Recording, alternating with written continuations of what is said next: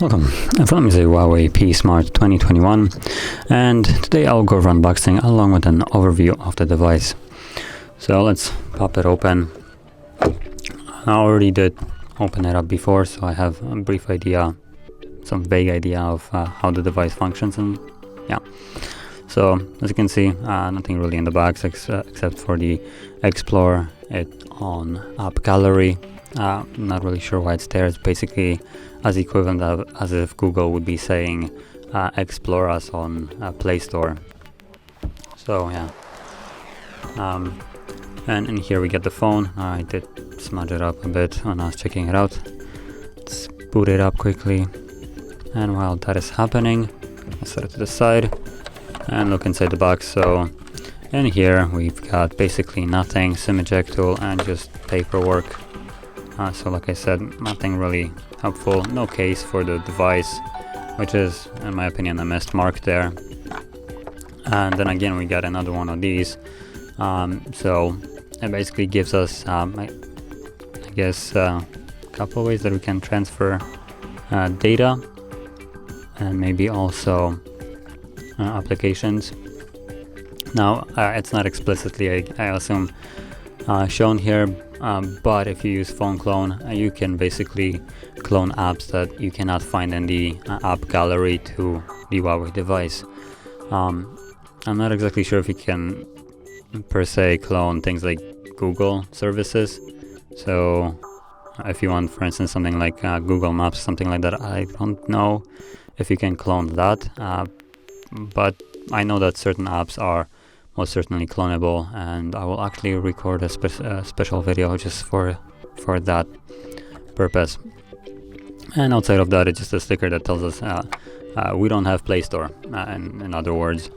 Now outside of that, and here we have a Type A to Type C charger. It's nice that they included a Type C actually. And this charger is max 22.5 watts, as you can hopefully make out right over here. So a fairly okay charger, I would have to say. Could have been a little bit better, honestly, but well, that is what it is. And also thing that is surprising right here are the headphones. So it does come with headphones, although they look really cheap and garbage. Okay, so that's basically all we get in the box here, and let's pop the phone. So now, as you can see, I'm not really gonna go through the setup here. We already know how Huawei looks like.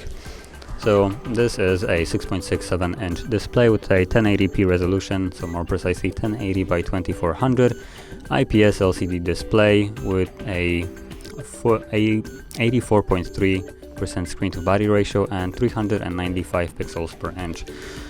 So it's just a typical experience from basically almost every device in 2020. It's primarily how all of them look like.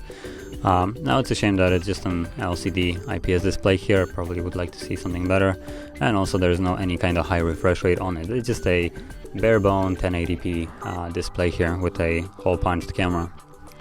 But when it comes down to camera, if we flip it over, we have a quadruple camera setup and at the back, and we can safely say that it's actually a 2-camera setup. Now it looks like Huawei has took a step back from being the king of cameras, at least in this device, and decided to fall victim with what we already seen in a lot of other devices, by including the 2 megapixel different sensors. So we have 2 megapixel macro and 2 megapixel depth.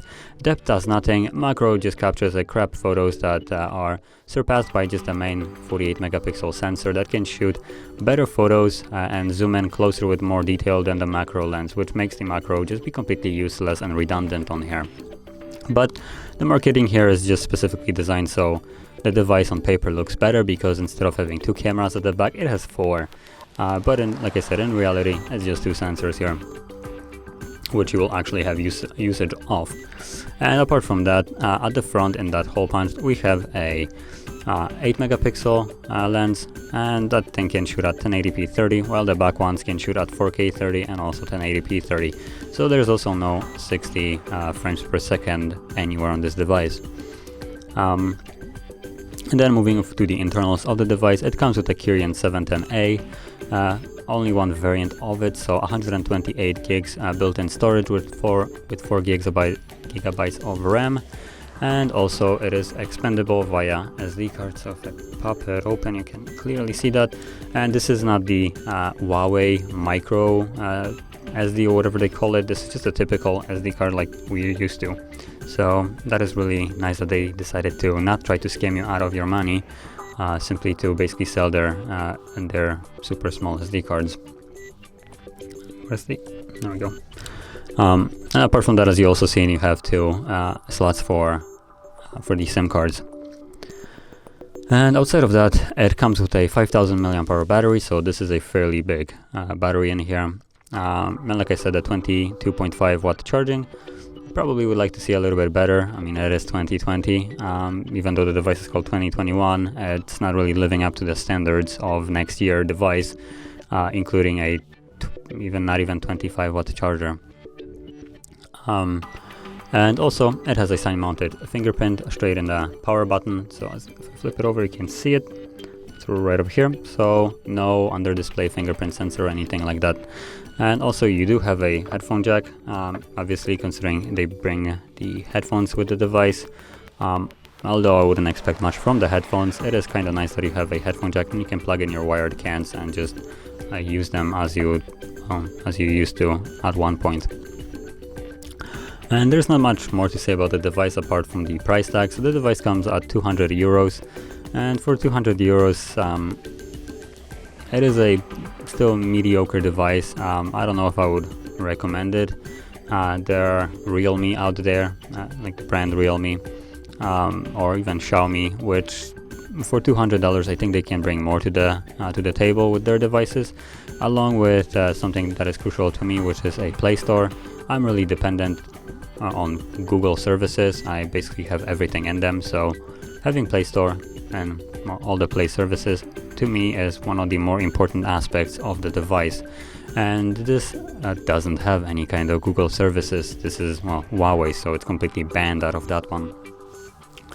And yeah, there's, like I said, not much more to say.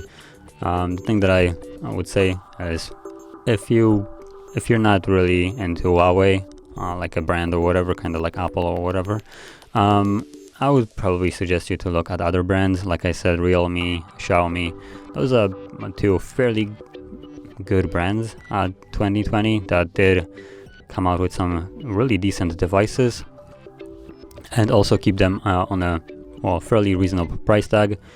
And that's why I would advise you to look into those instead of the Huawei. But this would conclude the overview of the device, and if you found this video helpful, don't forget to hit like, subscribe, and thanks for watching.